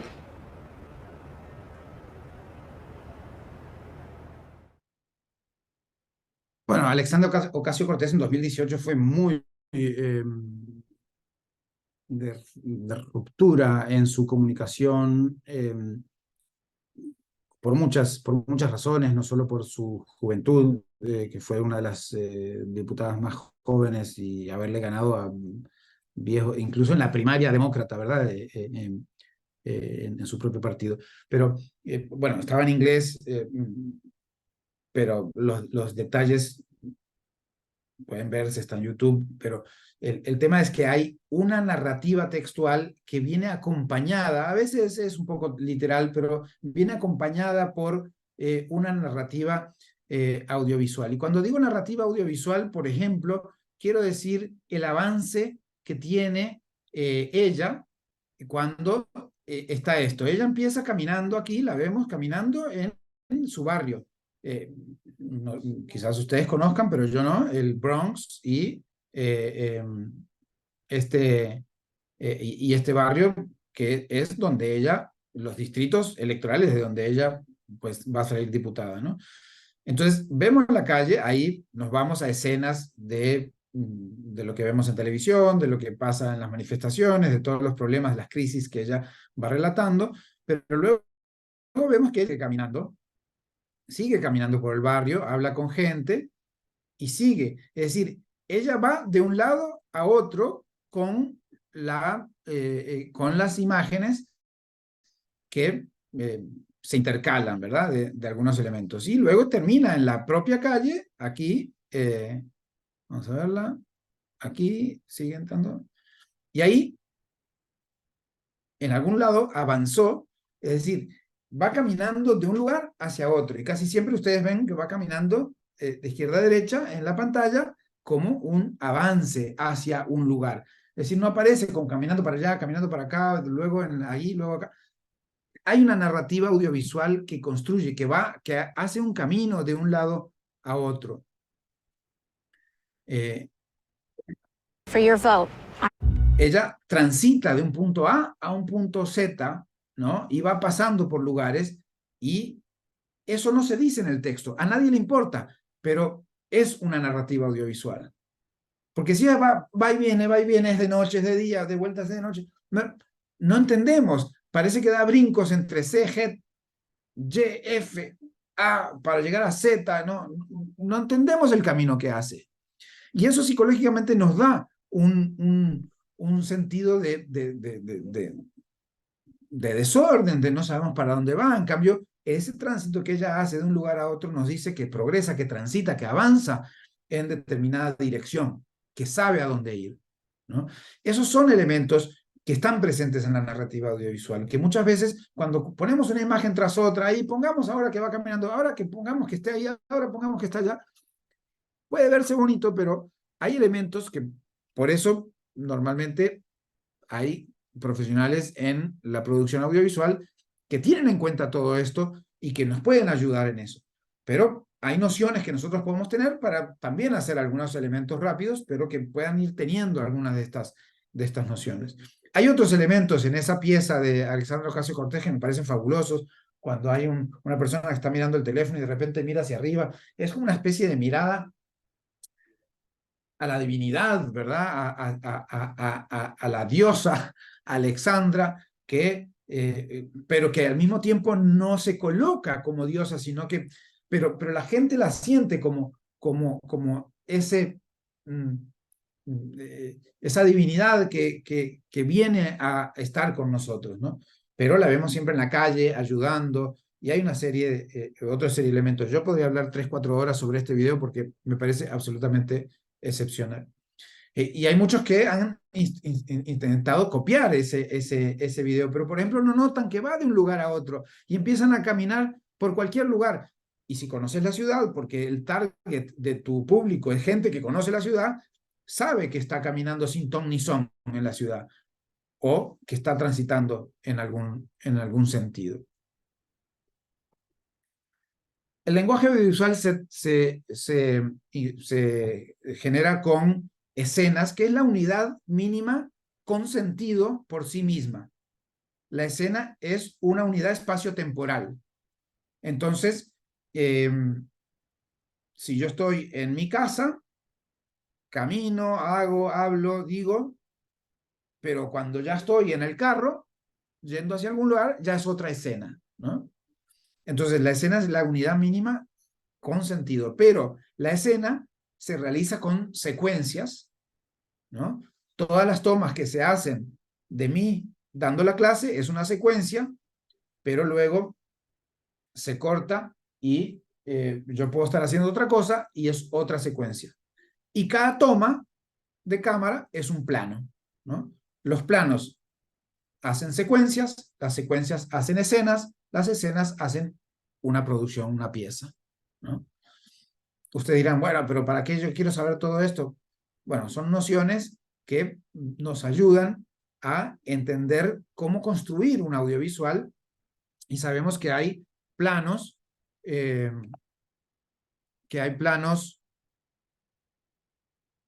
vamos a ver primero la parte derecha, planos detalles, ¿no? Cuando vemos un detalle de las manos, ¿no? Vemos un detalle del lapicero que firma y nos transmite algo.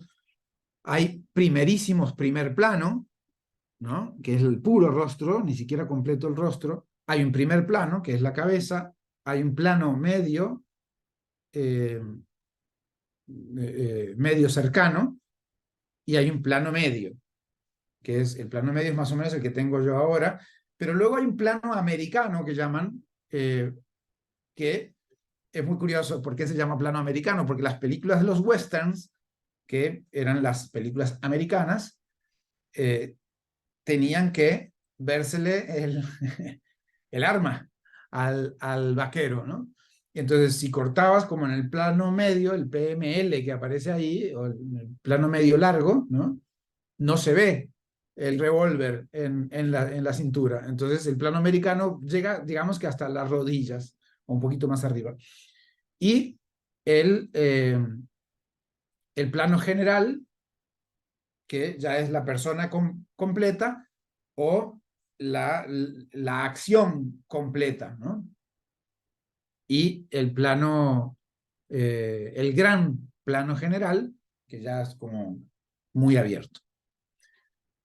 ¿Por qué eso vale la pena saberlo? Porque, por ejemplo, si vamos a grabar a un lugar, un foro o una manifestación o una visita casa por casa, conviene tener primeros planos de nuestro candidato, planos medios de nuestro candidato, planos generales de nuestro candidato, primeros planos de las personas, detalles de cómo se dan la mano. Todos son elementos que nos ayudan a estar cerca de la situación, de la escena. Pero también nos gusta ver, cuando hay mucha gente, ver el plano general, ¿no? Y tener variedad de planos nos da riqueza en la construcción audiovisual. Ahora, el lado izquierdo habla de cenital, cuando es un plano desde arriba, en picada, cuando es desde arriba también, pero no absolutamente a las 12, digamos.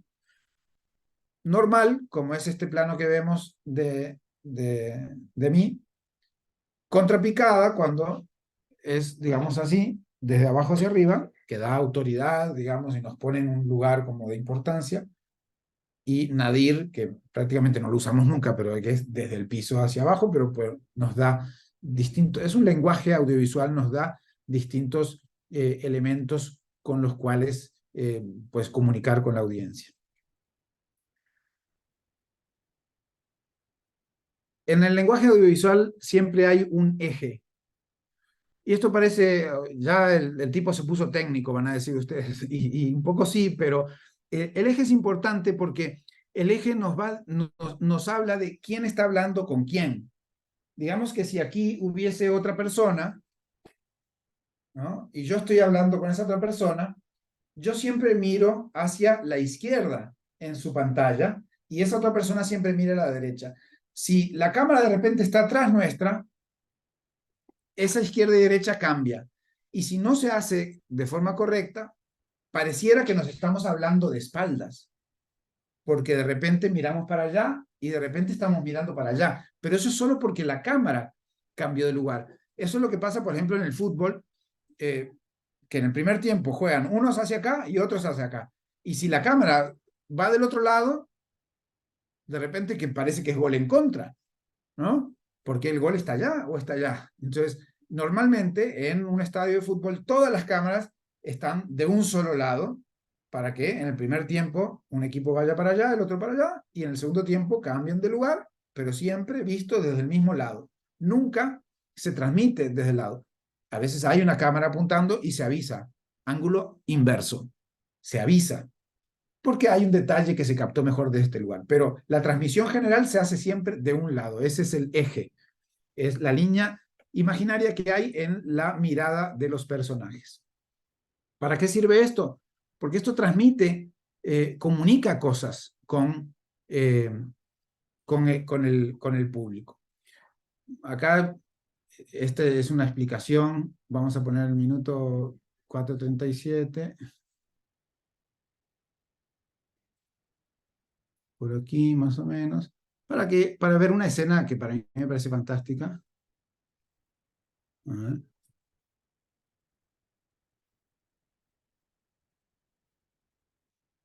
De una película de Quentin Tarantino que ustedes quizás conocen.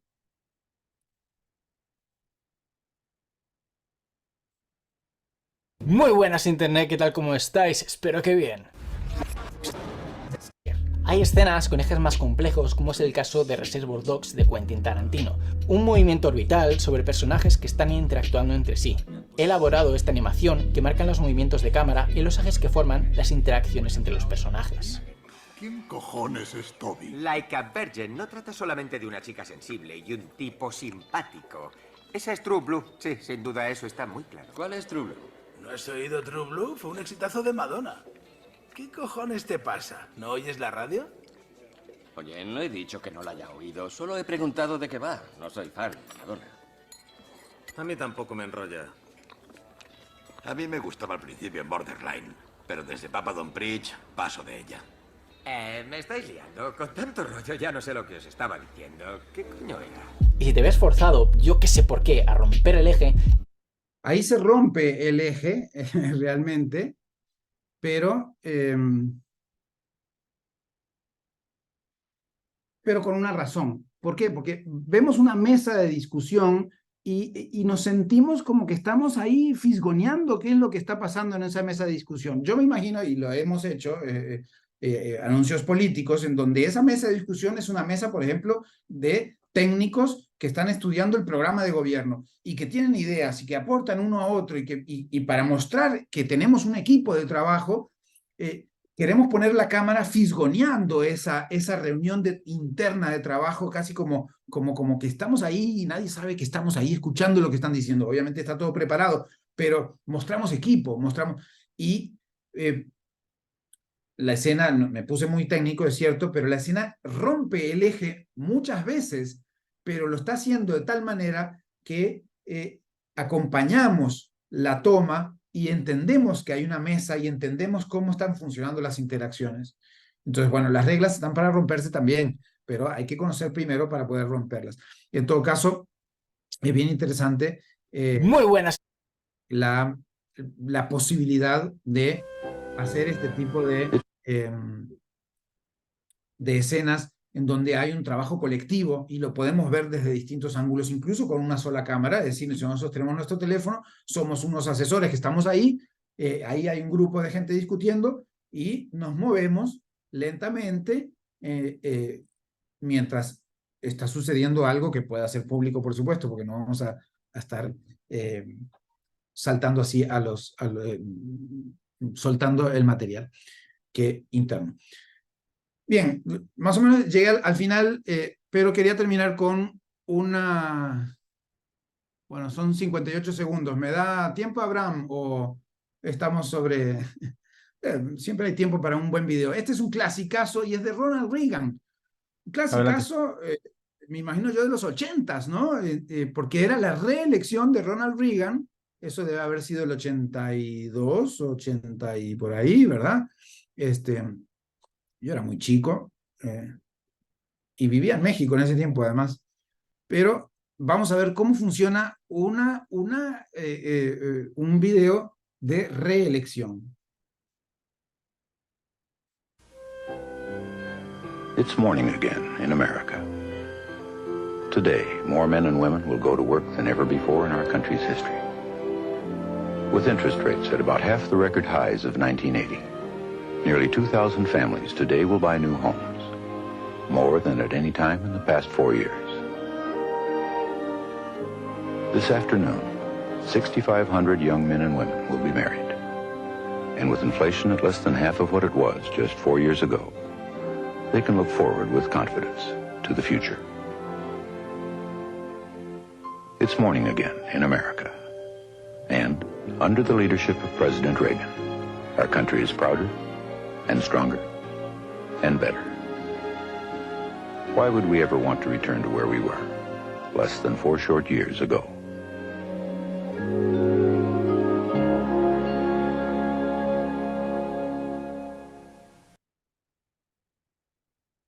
Una mañana más en Estados Unidos, dice el locutor con una voz que transmite confianza y que, claro, una mañana más en un Estados Unidos mejor del que había hace 4 años, dicen entonces los de la campaña de reelección de Ronald Reagan. Esto es uno de los clásicos de la historia de la televisión, porque justamente lo que dice es, todo está bien, no hay ningún problema, todo está mejor, porque deberíamos ir a lo que había antes, ¿no? Para cuando estamos en gobierno, si las alcaldías, las gobernaturas, por ejemplo, no son favorables. De lo contrario, pues obviamente no hay que hacer este tipo de publicidad. Con eso terminamos y pues quedo a las órdenes, Abraham. No sé si hay algunas preguntas o comentarios o pues ya estamos en la hora. Gracias, Fer. Interesante el tema. No sé si alguien quiera agregar algo o tenga alguna duda que le gustaría externar.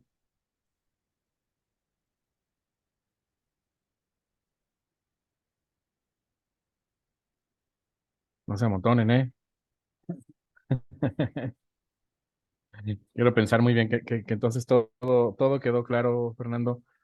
Bueno, pues siendo así y para no tomar más tiempo del debido, quisiera yo por último agradecer nuevamente a nombre del Partido Acción Nacional, del Comité Directivo Estatal de Querétaro, a Fernando y a todos los participantes por su tiempo, por su compañía, por el oído que prestaron hoy.